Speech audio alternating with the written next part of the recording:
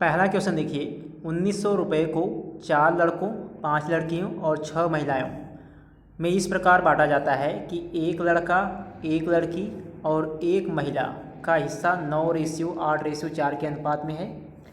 एक लड़की का हिस्सा कितना है? तो देखिए ध्यान से सॉल्व कैसे करेंगे। सबसे पहले यहाँ पे देखिए, एक लड़का, एक लड़की और एक महिला का हिस्सा 9:8:4 के अनुपात में है। ठीक है, बॉय, गर्ल, फीमेल। ठीक है, एक लड़का, एक लड़की और एक महिला, इनका अनुपात 9:8:4 के अनुपात में है। तो ये अनुपात दिया गया है, एक लड़का, एक लड़की और एक महिला। ठीक है, इनके हिस्से का अनुपात 9:8:4 है। तो अब देखिए 4 लड़के हैं तो यहाँ पे 4 गुणा हो जाएगा। 5 लड़कियाँ हैं तो 5 लड़कियों का हिस्सा 5 × 8। 6 महिलाएँ हैं तो 4 × 6। अब देखिए 4 लड़कों का हिस्सा कितना हो जाएगा, 36। यहाँ पे 5 लड़कियों का हिस्सा 40 और 4 महिलाओं का हिस्सा 24। अगर सभी को जोड़ दें 36 + 40 + 24, 36 + 40 + 24। ठीक है, तो टोटल कितना आएगा, 100 रुपये। ठीक, सभी का हिस्सा ऐड करने के बाद कितना आया है, 100।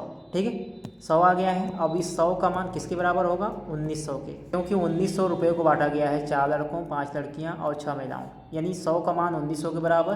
तो 1 का मान किसके बराबर आएगा, 19 के। अब देखिए 1 का मान तो निकल गया। अब आप लोगों को ध्यान देना है बस लड़कियों पर। तो यहाँ पर देखिए 5 लड़कियों का हिस्सा कितना है, 40, और यहाँ पे एक भाग का मान क्या आ गया है, 19। तो 40 का मान क्या आएगा, 19 × 40 760। अब ये आया है 40 का मान कितना आया है, 760। 760 जो है ये है आपका 5 लड़कियों का हिस्सा। ठीक है, 5 लड़कियों का हिस्सा कितना है, 760। लेकिन पूछा क्या गया है, एक लड़की का हिस्सा 760/5, ये आएगा आपका 152। ठीक है, 152 आपका आएगा आंसर। दूसरा ऑप्शन सही है। अब देखिए क्वेश्चन नंबर 2। क्वेश्चन नंबर 2 देखिए, अच्छा क्वेश्चन है। एक एसी का अंकित मूल्य 48,000 रुपये है। दुकानदार 12% की छूट देता है और 10% का लाभ प्राप्त करता है। यदि कोई छूट नहीं दी जाती है तब उसका लाभ प्रतिशत ज्ञात कीजिए। सबसे पहले यहाँ पे 48,000 दिया गया है, इसे छोड़ दीजिए। मान लीजिए आपका क्रय मूल्य जो है 100 है। क्रय मूल्य क्या है, 100। ठीक है, 12% की छूट, इसका मतलब क्या हो जाएगा, SP 88 हो जाएगा। ठीक है, 12% की छूट देता है यानी विक्रय मूल्य क्या है, 88। अगर उसने 100 रुपये में ख़रीदा तो 12% की छूट दिया है तो यानी 88 में बेचेगा। अब कहा गया है 10% का लाभ प्राप्त करता है। अब कहा गया है यदि कोई छूट नहीं दी जाती है, यानी अगर क्रय मूल्य 100 है, विक्रय मूल्य भी 100 है। ठीक है, कोई छूट नहीं दी जाती है, इसका मतलब क्या है, ख़रीदा भी उसने 100 रुपये में और बेचा भी 100 रुपये में, तब उस पर लाभ प्रतिशत पूछा गया है। ठीक है, ध्यान से देखिएगा। सबसे पहले 100 रुपये क्रय मूल्य, 12% छूट के बाद 88 में बेचा। ठीक है, दूसरी कंडीशन में क्या कहा गया है, जो क्रय मूल्य है अब उस पर कोई छूट नहीं दी जाती है, यानी 100 रुपये में अगर ख़रीदा है तो 100 रुपये में बेचेगा, यानी 100 से 88 में बेच रहा है, 12% का लाभ। ठीक है, अब अगर 100 से 100 में बेच रहा है तो यहाँ पे भी 12% का लाभ हो जाएगा, यानी कुल मिला के 24% जो है उसको लाभ होगा। ध्यान दीजिएगा, जब 100 से 88 में बेचा यानी 12% लाभ हो गया। 100 से 88 कितने का गैप है, 12 का। अब अगर 100 से 100 में बेच रहा है यानी तो उसको क्या होंगे, 12 रुपये और मिलेंगे, यानी 12 और 12 24 रुपये का लाभ। 24 रुपये का लाभ 100 में × 100, यानी कह सकते हैं 24% लाभ। तीसरा वाला ऑप्शन सही है। क्वेश्चन नंबर 3 देखिए। तीसरा प्रश्न है, एक दुकानदार किसी वस्तु के अंकित मूल्य पर 12% की छूट देता है। यदि वस्तु का विक्रय मूल्य 13,200 रुपये है तो वस्तु का अंकित मूल्य ज्ञात करें। ठीक है, अंकित मूल्य पर जो है 12% की छूट है। ठीक है, मान लीजिए अंकित मूल्य जो है 100 है। अब इस पर अगर 12% की छूट है तो 100 का 12% क्या आएगा, 12। तो 100 - 12, क्योंकि 12 रुपये की छूट यानी 88, यानी अंकित मूल्य अगर 100 रुपये है तो 12% डिस्काउंट के बाद उसका दाम क्या हो जाएगा, 88। इस 88 का मान बराबर है किसके, 13,200 के। ठीक है, क्योंकि विक्रय मूल्य क्या है, 13,200।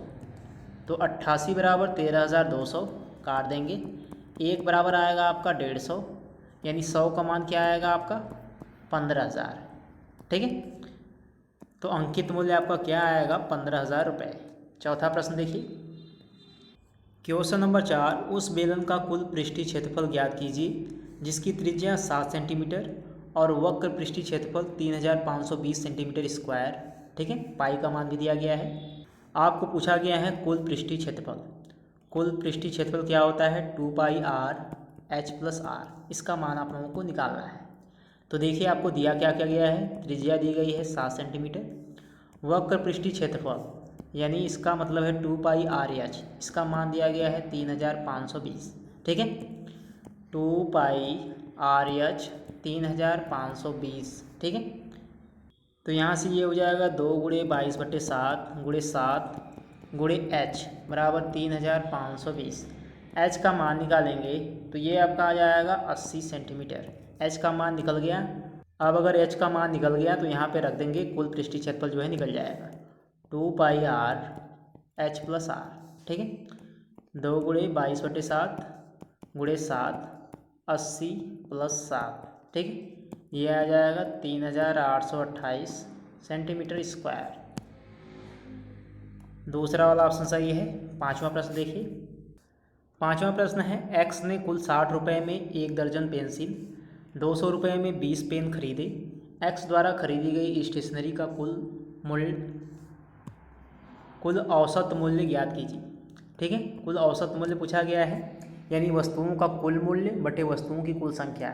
तो सबसे पहले वस्तुओं की कुल संख्या कितनी है, 1 दर्जन पेंसिल यानी 12 वस्तु यहाँ से मिलेगी, और 20 पेन 12 + 20। ठीक है, 1 दर्जन पेंसिल की कीमत 60 रुपये और 20 पेन की कीमत 200 रुपये। ठीक है, तो 260 बट्टे 32। ठीक है, 260 बट्टे 32 कर देंगे, ये आपका आ जाएगा 8.125 रुपये। दूसरा ऑप्शन सही है। क्वेश्चन नंबर 6, क्वेश्चन नंबर 6, 2 उम्मीदवारों के बीच एक चुनाव में जो 75% वोट प्राप्त करता है वह 520 वोटों के बहुमत से निर्वाचित होता है। डाले गए वोटों की कुल संख्या। कहा गया है 2 उम्मीदवार हैं और उनमें से जो 75% वोट प्राप्त करता है वो 520 वोटों से जो है जीत जाता है, यही कहा गया है। तो मान लीजिए कुल वोट जो हैं 100% है। अब एक को मिलते हैं 75%, तो दूसरे को कितने मिलेंगे 25%। ठीक है, और इन दोनों का अंतर किसके बराबर है 520 वोटों के बराबर है। ठीक है, 75 - 25 ये आपका आ जाएगा 50 बराबर 520, काट देंगे। 1 का मान क्या आएगा, तो यहाँ से 1 का मान आ जाएगा 10.4, यानी आप लोग निकाल सकते हैं 100 का मान।